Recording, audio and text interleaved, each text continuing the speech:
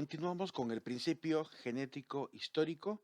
En esta primera parte vamos a poder dar una introducción sobre la ética socrática y la ética platónica. A lo largo de la historia de la ética han surgido diversos sistemas y pensamientos que corresponden también a personajes históricos, a momentos históricos también. La ética pues tiene una doble, por así decirlo, raíz.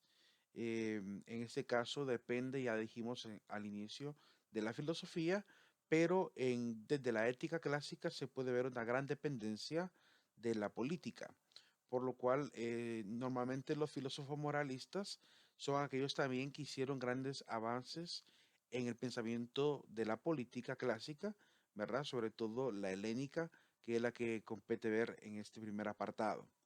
Por lo cual vamos a comenzar a ver un poquito cuál es la visión del griego respecto a la filosofía moral, ¿verdad? Y cómo va comprendiendo desde el orden universal, pues la necesidad de también ordenar los actos humanos y de alguna manera terminar subordinándolos a una voluntad colectiva como será la del Estado. Comenzamos entonces a ver la ética antigua. Vamos a abordar tanto la ética antigua como la ética medieval y la ética moderna como fundamento histórico, ¿verdad? Para luego, obviamente, hacer la reflexión contemporánea, ¿verdad? Ya teniendo un pequeño fundamento alrededor de los diferentes sistemas. Nos dice Aranguren en esta obra que hemos citado, la ética no se desgajó del cuerpo unitario de la filosofía formando desde el principio una disciplina separada y suficiente, sino subordinada a la política. Vamos a notarlo en Platón, vamos a notarlo también en Aristóteles y en los filósofos moralistas de la etapa moderna, como por ejemplo en Hegel.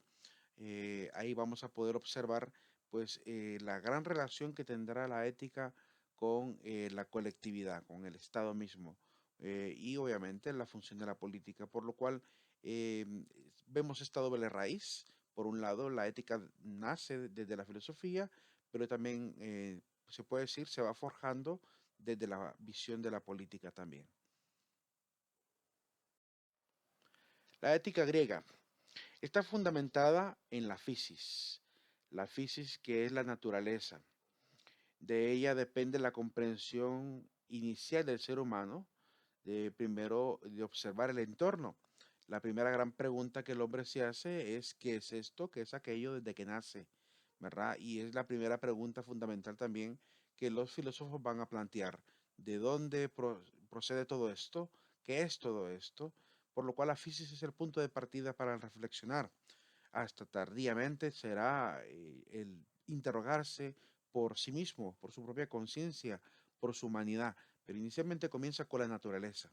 El hombre griego pues descubre que en la naturaleza se puede percibir que parece que todo está bien ordenado, como si todo tuviese una justeza, una diqué. La diqué es una palabra que va a dar origen a otra que está relacionada con la virtud de la justicia, la palabra dikaiosine, por lo cual él percibe que existe en la naturaleza una justeza, un orden establecido, como que todo está bien programado, ¿verdad? Esta justeza es perceptible en el mundo, en el cosmos. También se puede percibir un orden en la ciudad, en la polis, y se puede percibir también en el alma humana, en la psique, ¿verdad? Se puede percibir que estamos ordenados. El mundo se rige bajo ciertas leyes. La polis, hemos visto y el hombre antiguo va a reconocer la importancia de la ley para poder manejarse en la polis. Y obviamente la conciencia, el alma, la mente, ¿verdad? Tienen sus propias leyes. La ley de la lógica, por ejemplo, ¿verdad? Y toda la capacidad racional que el hombre pueda llegar a generar desde la psique, que responde obviamente a una objetividad, a un sentido, pues, a un sentido común. El hombre, pues, es parte de la polis, ¿verdad? Por tanto, las leyes, esta justicia que afecta a la ciudad, afecta también al hombre, pero también además existe el fenómeno de la coinonía, que es el fenómeno de la comunidad, por lo cual la ley que se establece en la ciudad, pues también afecta a cada una de las comunidades, pequeñas o grandes, que conformen parte de la polis. La némesis de la justeza, ¿verdad? Sabemos que la palabra némesis hace casi referencia al enemigo, ¿verdad? Se ocupa muy a menudo en las películas de superhéroes, ¿verdad? Soy tu némesis. Entonces, némesis es una palabra griega que significa desajuste. La naturaleza puede verse en desajustes, ¿verdad? Aparentemente ocurren desastres naturales, ¿verdad? Pero la misma naturaleza, por el mismo orden predeterminado, llega al grado de la homeostasis, ¿verdad? Homóstasis, que es este estado de equilibrio. Homóstasis viene de dos palabras griegas, que es la palabra homo, que significa igual, ¿verdad? Y stasis, que hace referencia a estado, es decir, volver a un estado de serenidad, a un estado de equilibrio, ¿verdad? Por lo cual, aunque haya desajuste natural, ¿verdad? Siempre va a haber equilibrio también natural. Y respecto al fenómeno, ¿verdad? Ya estrictamente hablando humano, pues se experimenta el caos, ¿verdad? Se experimenta que se traduce igual, caos, ¿verdad? Y ya sabemos que nos referimos al desorden social, al desorden por no cumplir la ley, a la desarmonía social. Y en este caso, la única manera para que la justicia pueda retornar es aplicando, pues, el éxito de la misma justicia, que en este caso sería la dikaiosine, ¿verdad? Que es la justicia. El griego considera que solamente mediante la justicia se puede acabar con el caos y alcanzar nuevamente ese estado de justicia social, ¿verdad? De justicia social. De ahí procede esta forma de pensamiento que va a dar origen a el orden moral. Nuestro primer personaje es Hipia de Élide. Es un sofista, la escuela de los sofistas eran personajes que se consideraban sabios, de ahí viene la palabra sofista, de Sofía, que es sabiduría. Ellos se adjudicaban a ser sabios. Importante el aporte de Hipias. Él dice que tenemos que alcanzar, ¿verdad? El arete. La enseñanza tiene como objetivo hacer que todo mundo sea mejor, que alcance la excelencia. El arete es excelencia. ¿Verdad? De la misma palabra arete procede aristos, ¿verdad? Que es mejor. Por eso hablamos del poder de los aristócratas, ¿verdad? Que es el poder de los mejores. Qué bueno sería que en nuestra política tuviésemos ese tipo de pensamiento, de llevar solamente a los mejores de una sociedad a gobernar. Desgraciadamente no sucede así. Se ha perdido este pensamiento utópico, ¿verdad? De que son los mejores los que deberían de estar al frente. ¿Verdad? Y esto obviamente Platón lo va a explorar y lo va a llevar a definir, ¿verdad? A través de las virtudes que mencionaremos más adelante, ¿verdad? ¿Qué es lo que debería hacer un político o cultivar un político para realmente ser excelente o ser el mejor, liderando obviamente la polis, la comunidad o la ciudad? Para él, para Hipias, el arete es un concepto vago, implica un montón de cualidades cívicas, morales, intelectuales, ¿verdad? Él lo define como la capacitación para pensar, para hablar y para obrar con éxito, ¿verdad? Tenemos que aspirar a la excelencia. Vemos que en las empresas es importante el tema de la calidad, ¿verdad? Y se puede decir que la calidad es ser siempre excelente, ¿verdad? Es cero error, cometer cero error. ¿Verdad? Y así tratamos de luchar pues en la empresa y en la vida profesional por ser siempre mejores. Ojalá que no perdamos ese entusiasmo también por alcanzar el arete personal, ¿verdad? Tanto como luchamos por el arete empresarial. El siguiente personaje es Sócrates. Un poco de introducción sobre Sócrates para los que no lo recuerdan de la clase de filosofía, si llevaron esta asignatura.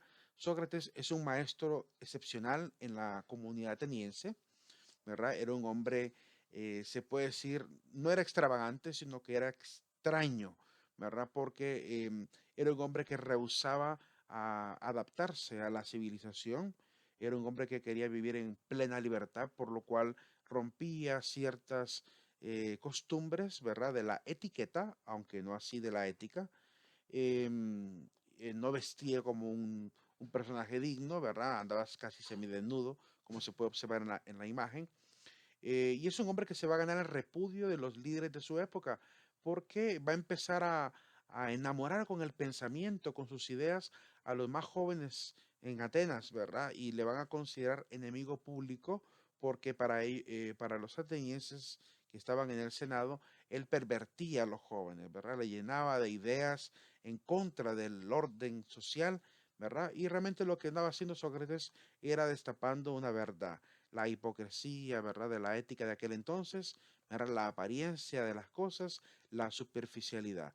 Entonces Sócrates va a ser uno de los primeros humanistas que va a poner pues el grito al cielo respecto a esta corrupción que existe, ¿verdad? La hipocresía social que a veces se puede observar.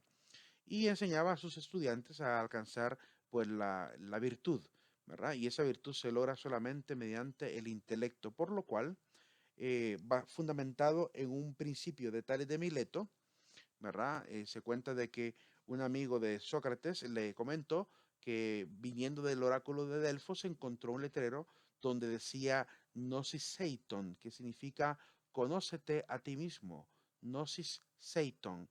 Y esa frase en griego le interpeló a Sócrates, ¿verdad? Si él se conocía a sí mismo, ¿verdad? No, tendría que ser una persona con mucho conocimiento, porque ese es el principio de la sabiduría, empezar a conocernos, por lo cual lo va a utilizar como una especie de estandarte personal y a partir de ahí establece una filosofía intelectualista. Tenemos que ser capaces de penetrar nuestra propia esencia como seres humanos, enseñaba, ¿verdad? ¿Qué me hace humano? ¿Qué es lo que me humaniza más para poder vencer esta apariencia que la sociedad ateniense vendía como si fuese una realidad? Saber la verdad y encontrar lo que es la virtud. Gracias a ello nos hacemos buenos y solo por ellas las cosas llegan a ser buenas. Se debe intentar alcanzar el bien. Esto es la excelencia. ¿Verdad? La búsqueda del bien, la búsqueda de la verdad se vuelve un principio fundamental para Sócrates, ¿verdad? Y su ética intelectualista. Sócrates nos invita a alcanzar la buena vida. Pero ¿cuál es la concepción de buena vida que tiene Sócrates? Porque parece ser distinta a la concepción que tenemos actualmente. Hay muchas definiciones, ¿verdad?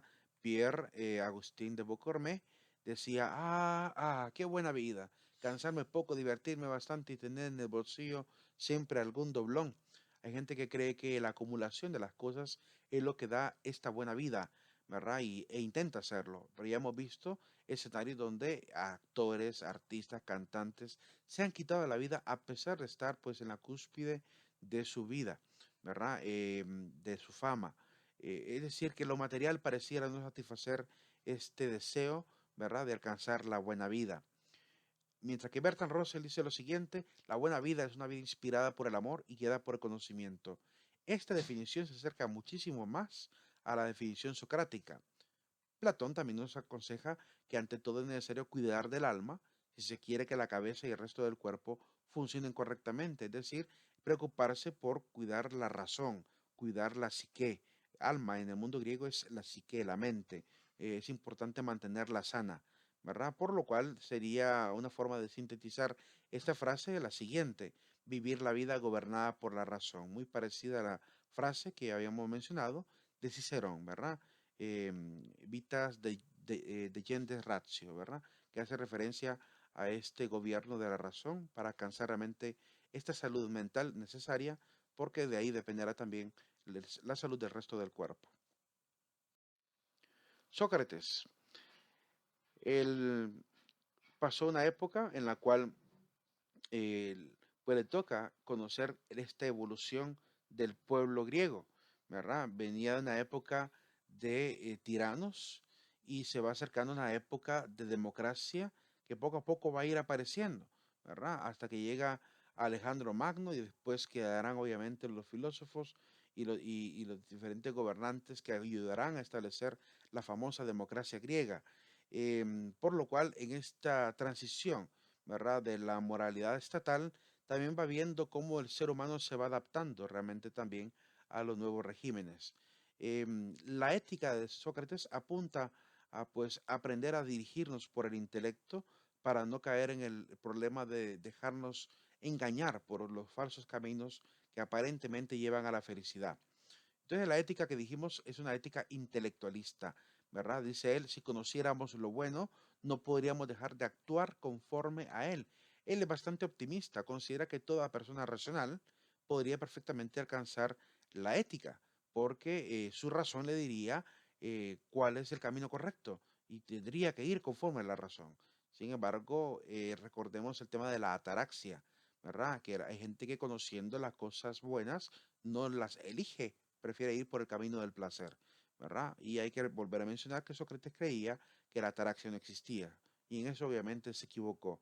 Va a venir su discípulo Aristóteles a corregir realmente esta idea de la ataraxia y la va a sostener como un argumento válido, ¿verdad? De que el ser humano sufre de este fenómeno, ¿verdad? Que corremos por el placer más que por el intelecto.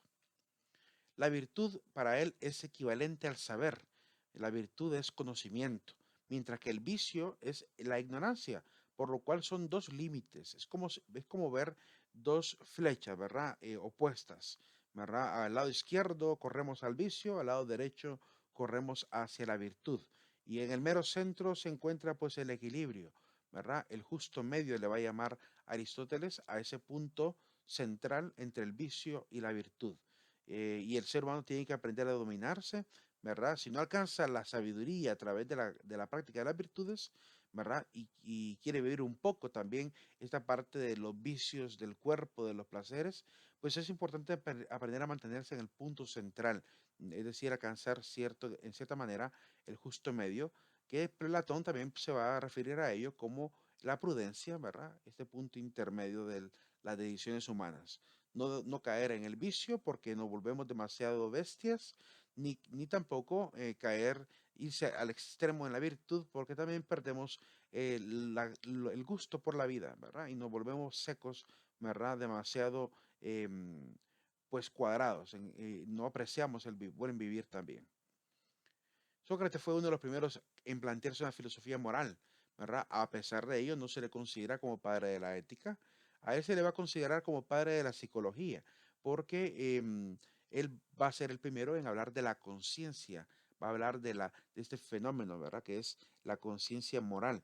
Entonces, es el primer personaje que estudia la psique, ¿verdad? Aunque dirán los psicólogos, no, es Freud, ¿verdad? Ellos tendrán su opinión, pero según la visión de la historia de la filosofía, consideramos que él debería ser considerado el padre de la psicología, ¿verdad? Y sus aportes, obviamente, en la moralidad también fueron muy importantes.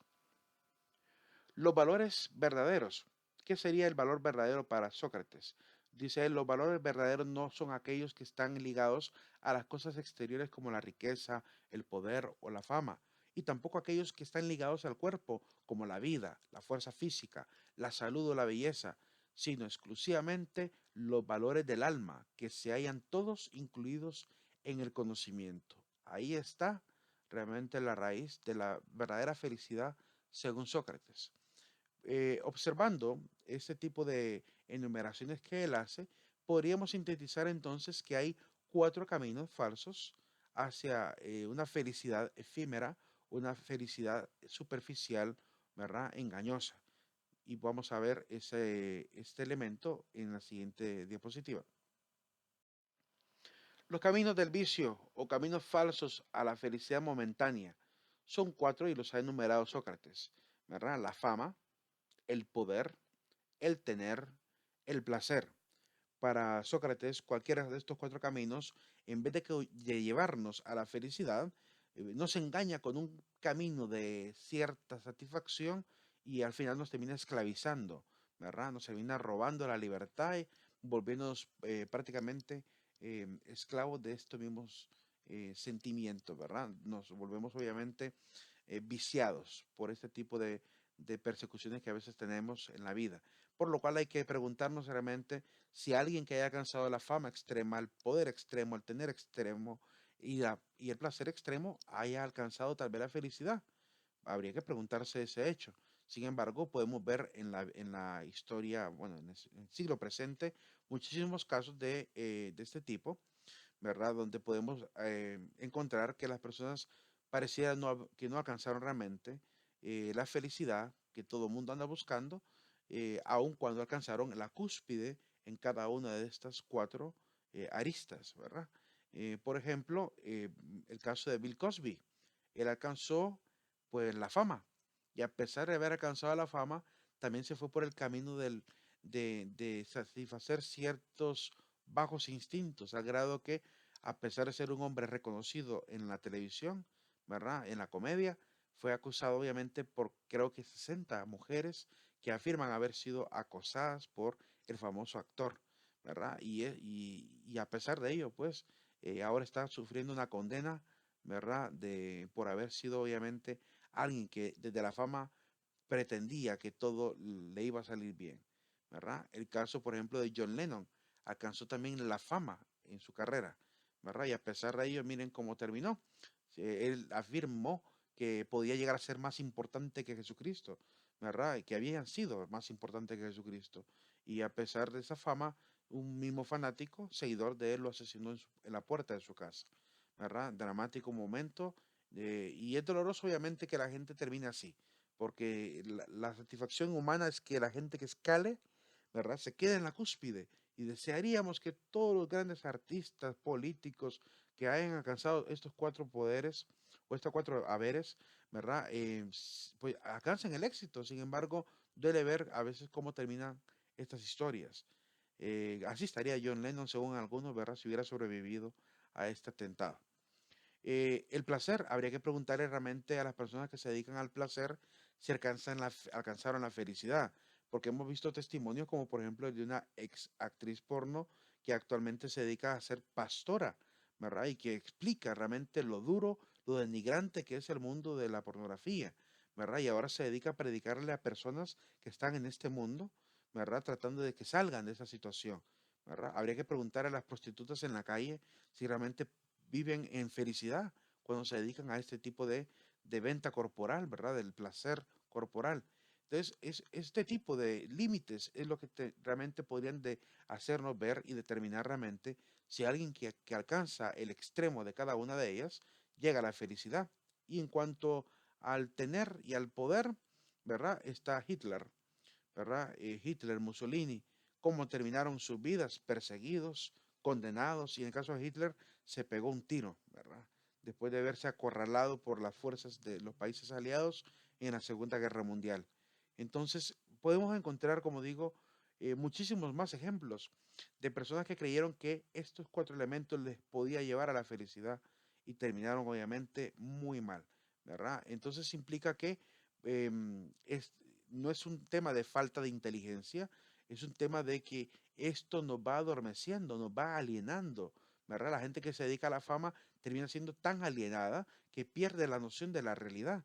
Y al perder la noción de la realidad, ¿verdad? Al no poner los pies sobre la tierra, viven engañados y por eso es que se genera esta especie de vacío también existencial, porque empiezan a darse cuenta que la gente que está alrededor no es amiga, no es gente querida, es gente que está ahí porque le conviene económicamente y terminan sintiéndose un producto social, ¿verdad? Y eso obviamente ataca la autoestima, ¿verdad? La va destruyendo, la va carcomiendo, ¿verdad? Y así hemos visto casos de gente muy famosa que ha terminado pues en suicidio por la misma razón, igual con el poder, con el tener y el placer.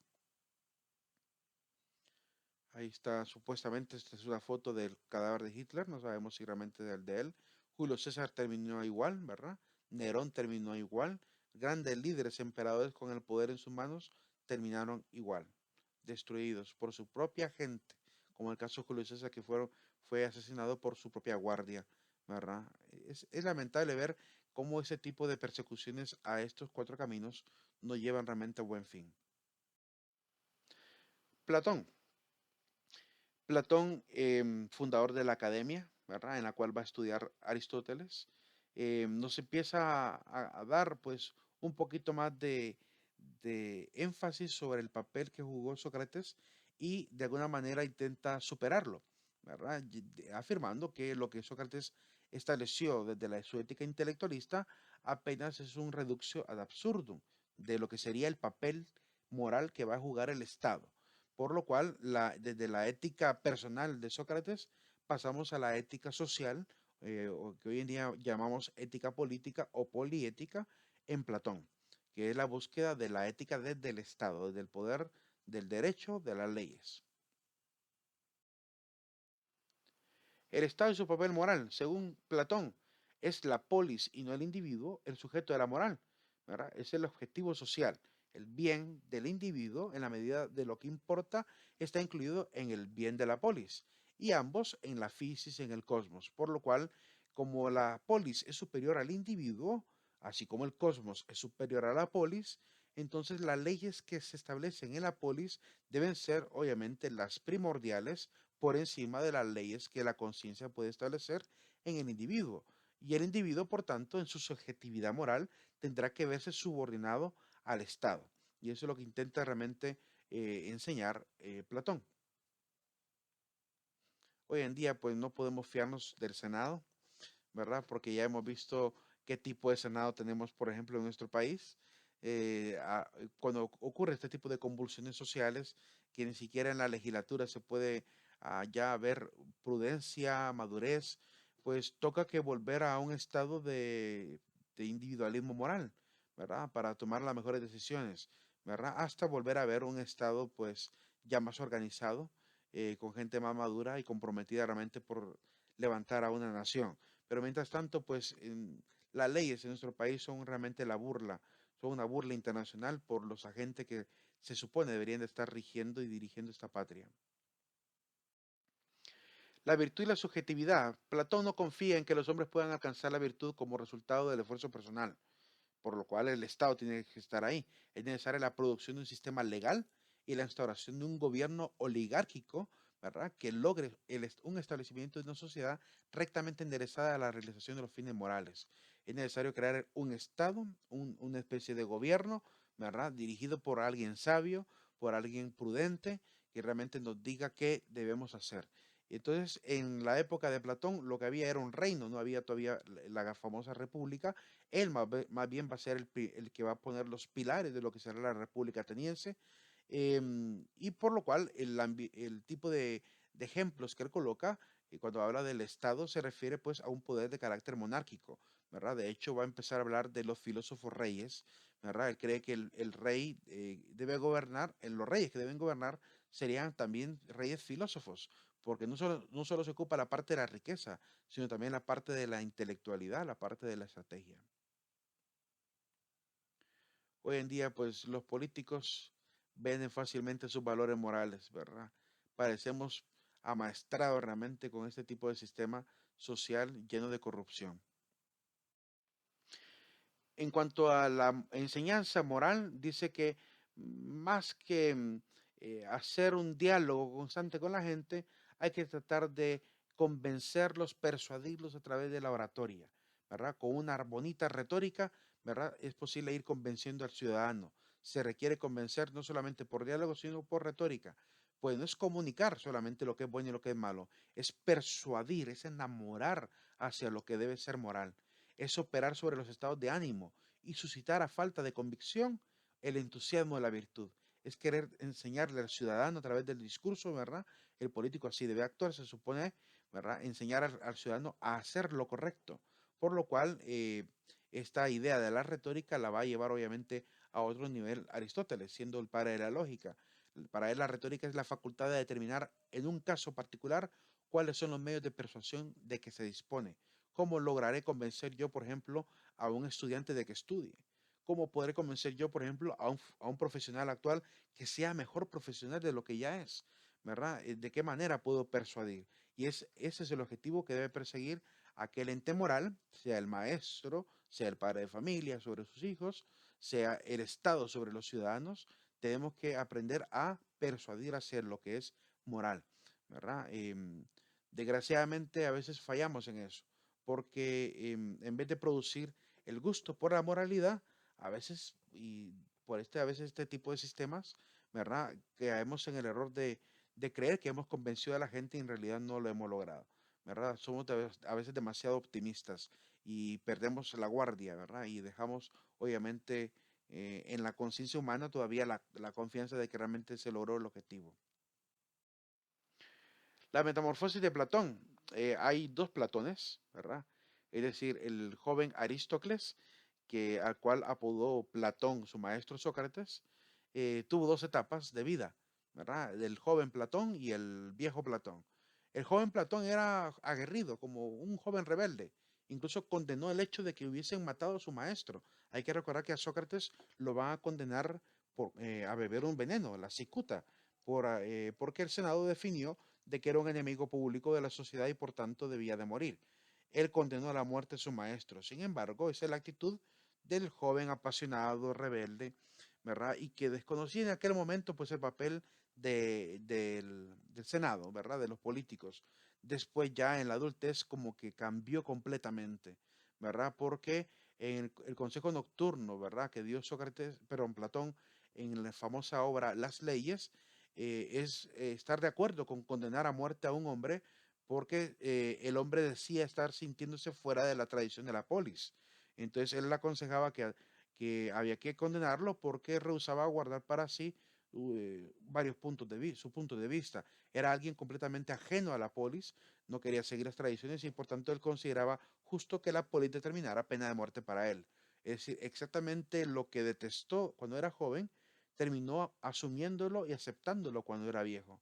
Entonces hemos visto un cambio drástico en el Platón de la justicia, ¿verdad? Y el Platón de la política, por lo cual hemos de decir que en Platón la política terminó devorando a la ética, ¿verdad? Porque alguien que es completamente ético tiene la actitud del joven Platón, pero en el caso del Platón viejo importaba más el papel del Estado, por lo cual la ética quedó relegada a un segundo lugar.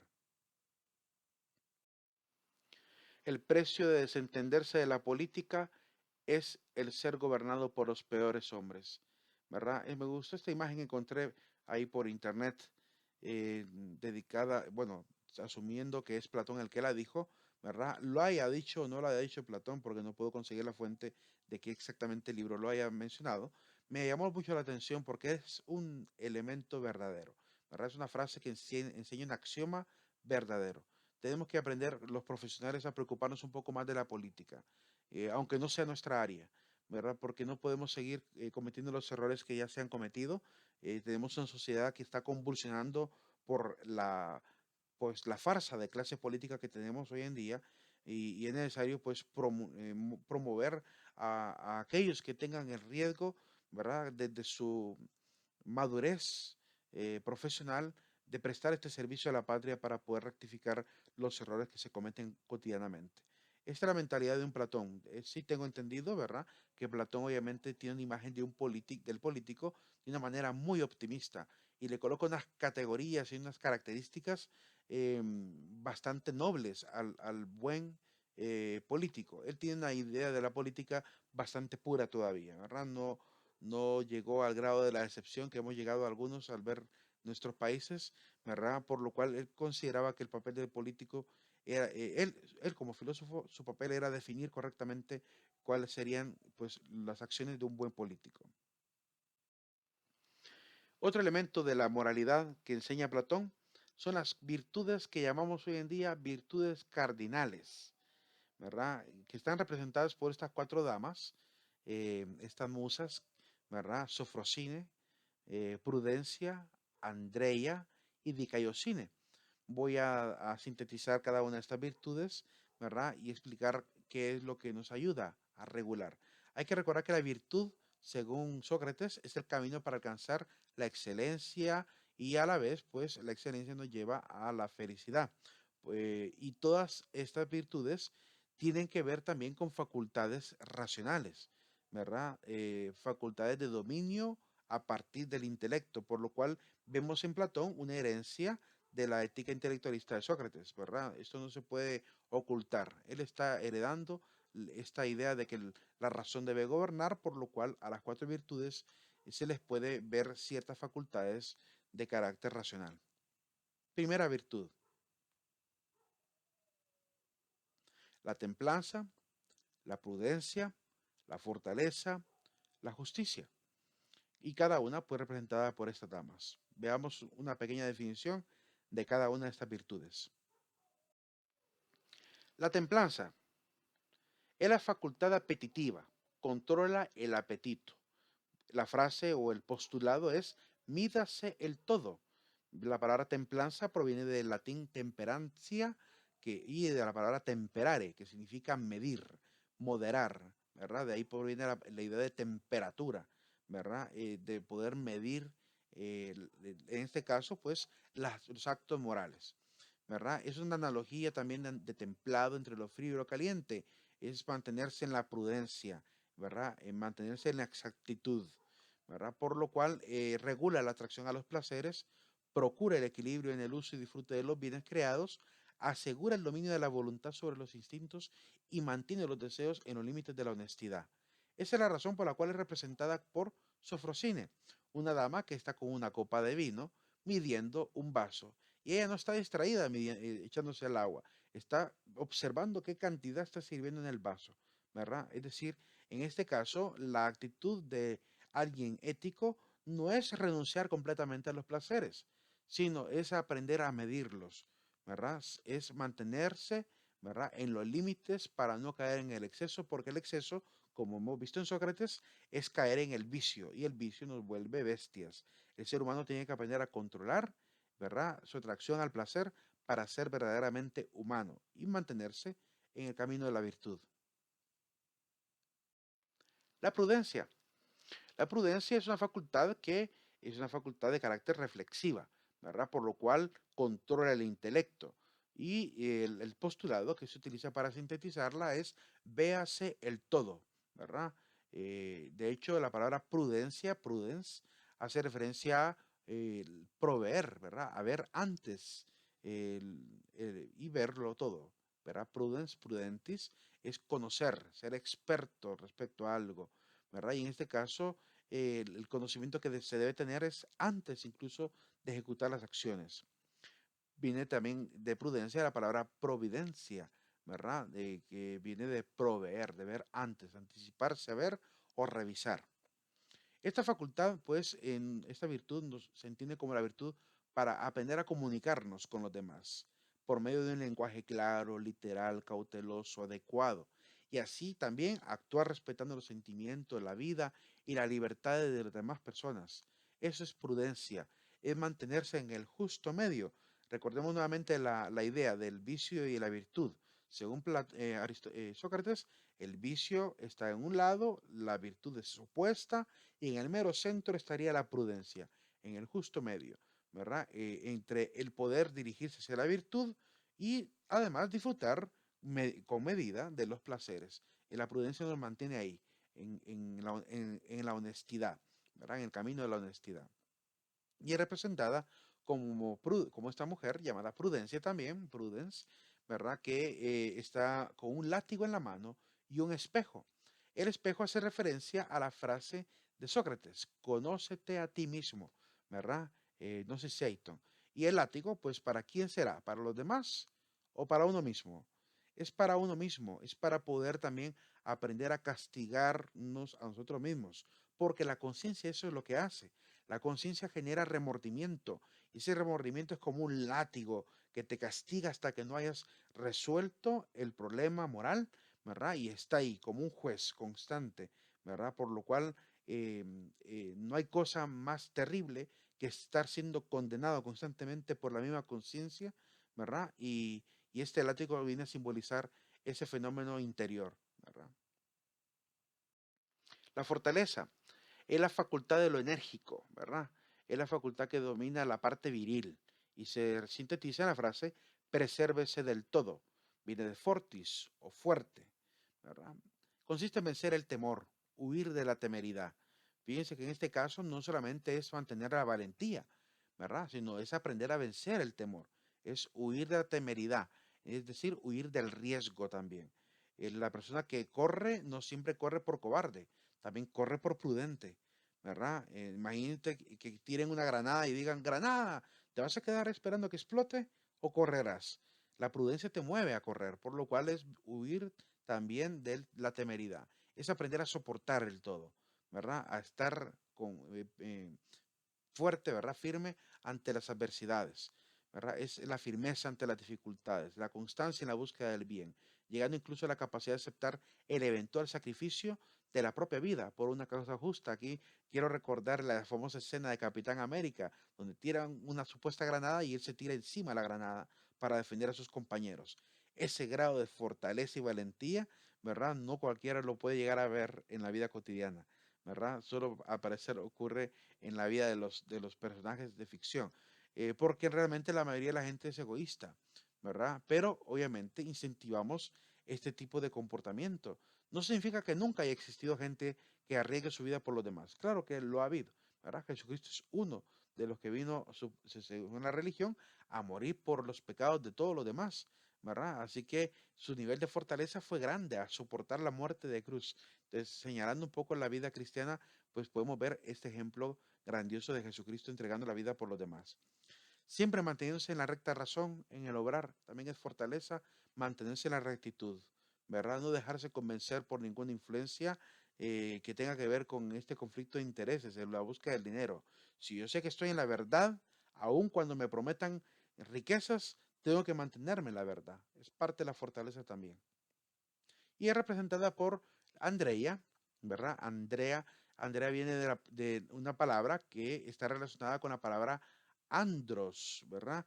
Que a su vez procede de antropos, que es hombre. Así que Andrea vendría a significar la que es viril, la que es fuerte, la que es varonil, ¿verdad? Viene de esta palabra.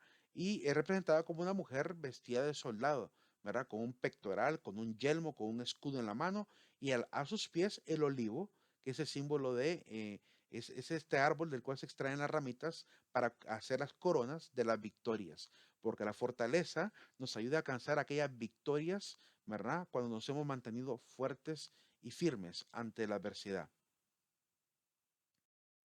La justicia es una facultad equitativa, ¿verdad?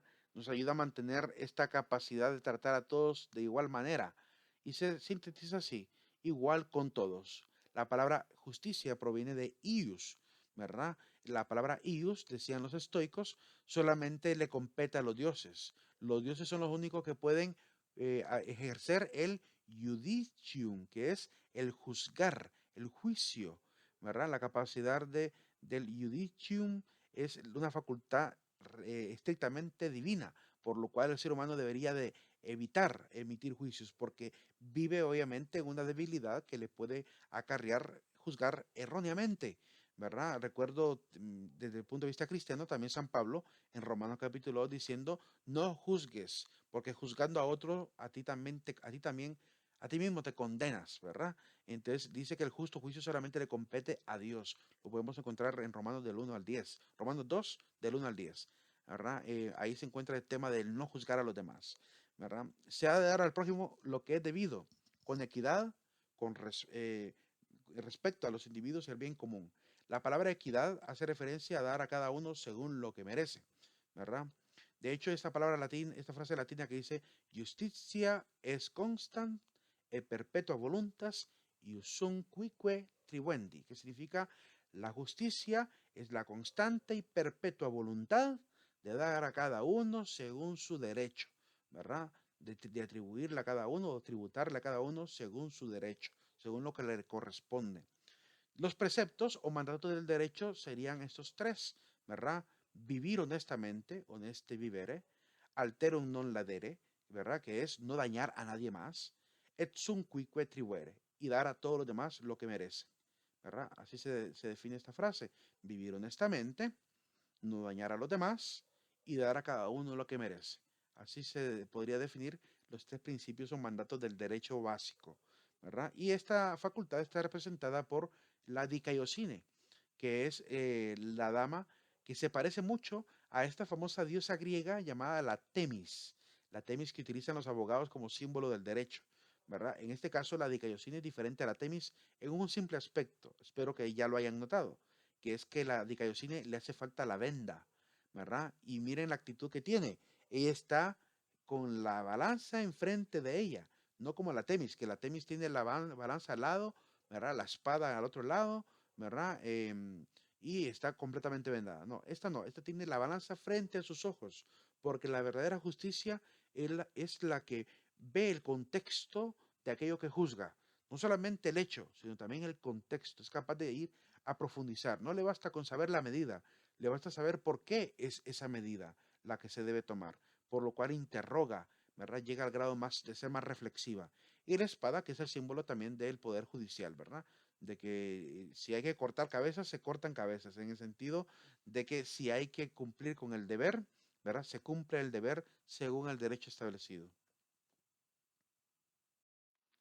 Esas cuatro virtudes son llamadas hoy en día cardinales y la palabra cardinali, ¿verdad? Significa principal, por lo cual son las virtudes principales, ¿verdad?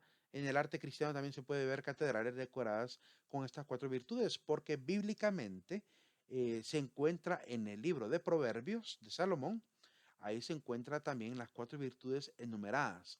No recuerdo bien el capítulo, capítulo 6 más o menos, se encuentran las cuatro virtudes enumeradas, por lo cual podríamos decir, y yo casi me arriesgaría y me atrevería a decir, que el libro de Proverbios probablemente haya influido en Platón. Es decir, que el libro de Proverbios se escribe un poco antes de que Platón empieza a crear todas estas filosofías morales, y es probable que habiendo sido él formado en la escuela de África Norte, ¿verdad? Él se haya encontrado quizá con el texto judío, que está muy cerca del norte de Egipto. Hay que recordar que en la zona del norte de Egipto, en Alejandría, ahí estaba la famosa escuela, ¿verdad?, de los filósofos, de los primeros grandes filósofos, y por lo cual Platón pudo haberse llegado a formar también en esta escuela, ¿verdad? Según se dice en la historia, él fue formado ahí, y se ha de haber encontrado seguramente con el texto de Salomón, ¿verdad? El libro de Proverbios, que son proverbios obviamente de sabiduría. Y como filósofo tuvo que haber leído seguramente estos fragmentos y haber encontrado en ello, ¿verdad?, la enumeración de las cuatro virtudes, ¿verdad? Porque literalmente ahí están las cuatro virtudes tal cual, no le cambia nada a Salomón a esto, ¿verdad? Y él en esta compilación lo menciona. Entonces yo creo que Platón tomó de la Biblia quizá esta enumeración de las cuatro famosas virtudes, porque también Salomón menciona que son las cuatro virtudes esenciales. Si amas, está en Sabiduría capítulo 8 también mencionado, si amas la justicia, los frutos de la sabiduría son las virtudes, porque ella enseña la templanza, la prudencia, la justicia y la fortaleza, las virtudes más provechosas para los hombres en la vida. Perdón, no estaba en Proverbios, está en Sabiduría de Salomón también, ¿verdad? Ese libro dedicado, bueno, es un libro que se le adjudica a Salomón, la Sabiduría de Salomón. Ahí donde él menciona en el capítulo 8:7, ¿verdad? Este hecho de las cuatro virtudes, y dice que son las más provechosas para los hombres en la vida. También en segunda de Pedro capítulo 1, del 5 al 7 dice, mostrar en nuestra fe virtud, en la virtud ciencia, en la ciencia templanza, en la templanza paciencia, en la paciencia piedad, en la piedad fraternidad y en la fraternidad caridad. Ahí menciona otra serie de virtudes y aparece también la templanza como una de las virtudes también fundamentales para alcanzar realmente la honestidad que pide y exige obviamente los valores cristianos. El último aporte con el cual vamos a ir terminando a Platón es el mito de la caverna. También yo le coloco entre comillas la palabra mito porque algunos consideramos de que más que un mito es una alegoría, ¿verdad? Es una historia que intenta ejemplificar algunas posturas evidentemente encontrables en la realidad, por lo cual narra más o menos lo siguiente. Dice que hay un grupo de esclavos que están eh, condenados a vivir siempre viendo escenas, figuras generadas por las sombras en una pared. Y detrás de ellos obviamente hay una serie de prestidigitadores que están generando pues las historias con marionetas, ¿verdad? Con siluetas que generan estas sombras borrosas en la pared de una cueva. Em, no explica cómo llegaron ahí, simplemente explica que están encadenados, nacieron ahí, esa es su condición y nunca han podido salir. Dice Platón, ¿qué pasaría si a uno de estos, ¿verdad?, se le libera? ¿Qué pasaría si él sale fuera de la cueva y se entera realmente de lo que está sucediendo? Primero ve a los prestidigitadores con extrañeza, ¿verdad? Y reconoce que realmente lo que está viendo es generado por ellos. Quizá la luz del día al salir de la cueva lo vaya a dejar ciego, como cuando alguien se encuentra con un conocimiento nuevo que te aturde, ¿verdad? Te puede hasta generar, no sé, dolor de cabeza, migraña, tanto conocimiento que se puede llegar a abstraer con un fenómeno nuevo, ¿verdad? Entonces dice, pero poco a poco la habilidad humana, el conocimiento, se irá adaptando a este nuevo encuentro con una realidad realmente evidente, Y dándose cuenta de esta actitud de los prestidigitadores, el hecho de haber vivido tanto tiempo esclavizado, pues le generará algunas posibles decisiones. Entonces, en este caso, dice, ¿qué papel juega cada uno en la sociedad? Porque lo que intenta ejemplificar es lo que sucede con el mundo. La gente que está esclavizada es la gente alienada, es la gente que vive ligada a la política, a la gente ligada a las sectas, a las famosas religiones fanáticas, ¿verdad? Que obstruyen obviamente el acceso a la razón, ¿verdad? Sino que más bien engañan, los políticos que engañan, los medios de comunicación que engañan, el cerco mediático de los medios de comunicación a favor de un político. Todos estos elementos son las sombras reflejadas en la pared y el pueblo esclavizado es el pueblo alienado, e ingenuo, que cree que todo eso es la realidad. ¿Cuál es la actitud que debemos tener ante esta situación y la posibilidad de destapar esta realidad? Dice que está la actitud de salir, de abandonar completamente todo. Es que ese tipo de gente, si aterrizamos este ejemplo con la realidad, por ejemplo, hondureña, es el tipo de gente que dice, yo me largo de este país. Ya vi cómo está todo coludido de corrupción, por lo cual yo me voy de esta nación, ¿verdad? Renuncio, me largo de esto. Hay que se pudra Honduras, ¿verdad? Y es la gente que se huye a otros países para alcanzar un nivel de vida superior y se olvida completamente de sus deberes como ciudadano. Está también en la actitud del místico, aquel que está tan envilecido del conocimiento que no quiere volver a hablar de la realidad también dolorosa de la cueva, sino que quiere vivir en esa burbuja, ¿verdad? Creyendo que todo está bien, que todo marcha bien, ¿verdad? A este tipo de personajes, en este tipo de personajes pudiéramos ver, si bien a la gente que huye con las religiones a un estado pues de mística, de vida ermitaña, también hemos visto gente que em, cree, ¿verdad? Y pareciera que para él la vida todo es felicidad, ¿verdad? A este tipo de personajes Voltaire le llamaba los tontos útiles, ¿verdad? Que son este tipo de personas que se dejan envilecer rápidamente por las cosas superficiales de la vida. Está la actitud también del charlatán, ¿verdad? Del prestidigitador, de este sofista que utiliza sofista en el sentido negativo, porque hay que recordar que la palabra sofista significa tres cosas. Puede significar sabio, puede significar maestro, pero en último momento en la historia de la filosofía también se entendió como charlatán. Así que alguien que es sofista, en este caso es charlatán, porque está pues engañando al pueblo, ¿verdad? Está mostrándoles una realidad aparente. Ahí están los políticos, algunos religiosos que con su fanatismo piensan más en el dinero que en la gente, ¿verdad? Que han perdido el horizonte de su verdadera doctrina. Todo este tipo de personas que normalmente engañan a las sociedades, ¿verdad? Que son hipócritas y que manipulan obviamente su beneficio al resto de la gente que vive esclavizada. La masa es la gente que vive alienada, ¿verdad? Y le llamo masa recordando al filósofo Ortega y Gasset, que afirma que existe el hombre masa, esta sociedad alienada, ¿verdad? Engañada, adormecida, y que es necesario aprender a liberarla, ¿verdad? Ortega y Gasset, aludiendo un poquito en el hombre masa a este tipo de sociedad, dice, yo me declaro de esto, yo me declaro del linaje de aquellos, dice, que de la oscuridad aspiran hacia la luz. Es decir, es el que está ahí, el filósofo. Es aquel que sabe la realidad de la cueva, ¿verdad? Que sabe que viene de la oscuridad, aspira hacia la luz y no se quiere salir de la cueva completamente, porque sabe que tiene una responsabilidad, descubrir algo de lo que está afuera y retornar por su misma moralidad, retornar al deber de enseñar cuál es la verdad al que está esclavizado, volver a la masa, ¿verdad? A despertar a la gente, a quitarle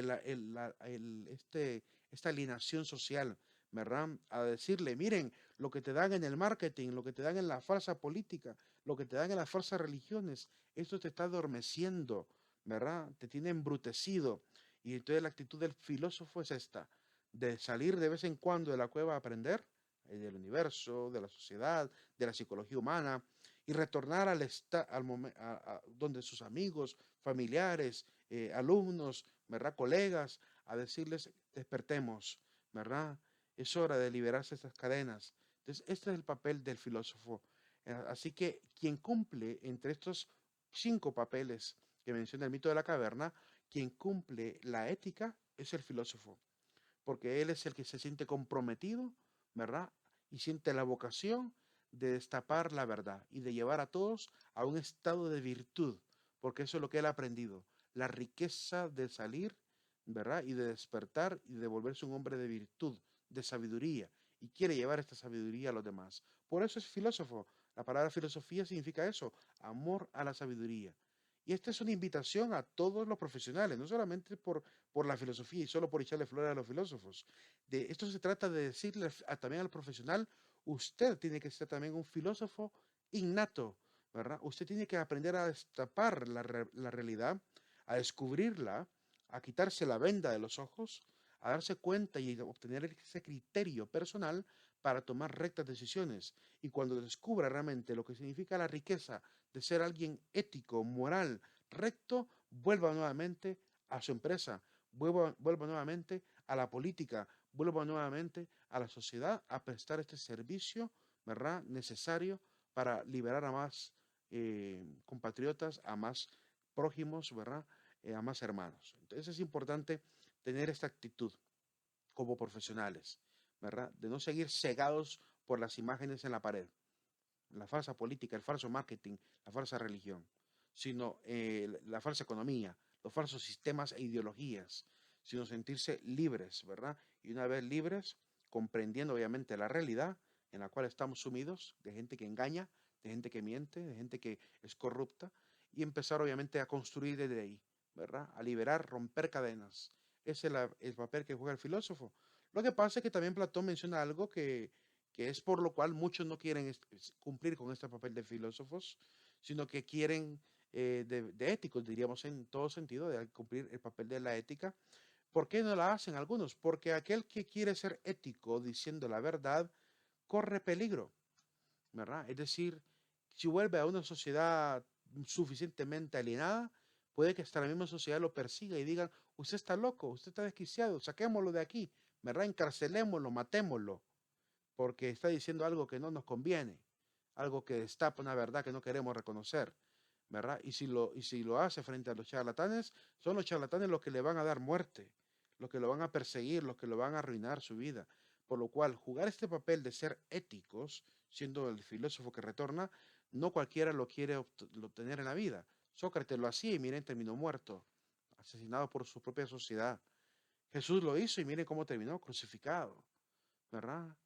Es decir, la gente que se ha atrevido a decir la verdad y hablar en la verdad, Martin Luther King lo hizo y miren, también lo mataron. Entonces, la gente que lo intenta hacer normalmente es una llama que brilla tremendamente, pero que a veces es apagada por la misma corrupción, ¿verdad? Y es un riesgo que debemos tomar como profesionales, en riesgo de querer vivir como esclavos de la masa, ¿verdad? O despertar realmente a una sociedad distinta y correr este riesgo. ¿Qué papel queremos jugar como personas morales, ¿verdad? Encerrados en la burbuja de la misticidad, ¿verdad? Renunciando a la sociedad en la que vivimos como un cobarde, viviendo como un charlatán más, ¿verdad? Viviendo esclavizado o haciendo esta lucha aunque corramos peligro, ¿verdad? Es una decisión moral que tenemos que tomar, ¿verdad? Y esta es la invitación también de este tema platónico.